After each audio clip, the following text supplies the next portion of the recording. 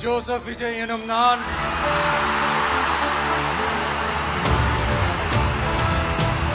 சட்டப்படி அமைக்கப்பெற்ற இந்திய அரசியல் அமைப்பின்பால்